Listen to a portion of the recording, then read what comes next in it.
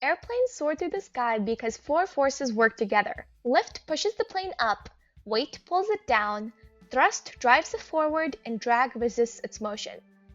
Thrust is the secret behind every flight. Without enough thrust, even the biggest airplane cannot take off. The same force powers rockets, but rockets need even more thrust to break free from Earth's gravity and reach space. Rockets generate thrust by burning fuel in a process called combustion.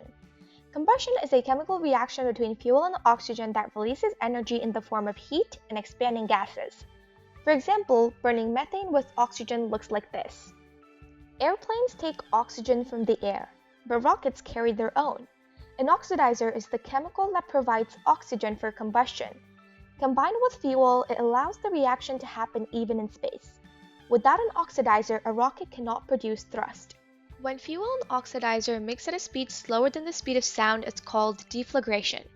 This is what traditional rocket engines use. In this process, pressure has time to leak away as heat instead of being fully used to push the rocket. Pressure matters here because thrust comes from pressure pushing exhaust gases out of the engine. When pressure is lower, the exhaust leaves more slowly, and slower exhaust means less thrust. Rotating detonation engines use a different type of reaction called detonation. A detonation happens when the chemical reaction moves faster than the speed of sound, or supersonically. This matters because sound is how pressure travels. When the reaction is faster than sound, pressure can't escape ahead of it, so it builds sharply right behind the reaction front. That high pressure is the key advantage. In an RDE, fuel and oxidizer are injected into a circular chamber, and when they ignite, a detonation wave forms. This wave is a very thin region where pressure, temperature, and reaction rate all spike at once.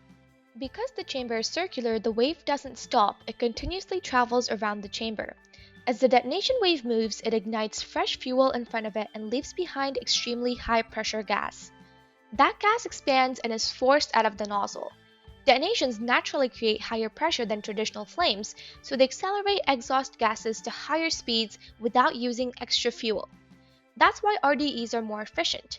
In traditional engines, pressure builds gradually and some energy is lost as heat. In detonations, energy is released almost instantly, so more of it becomes useful pressure.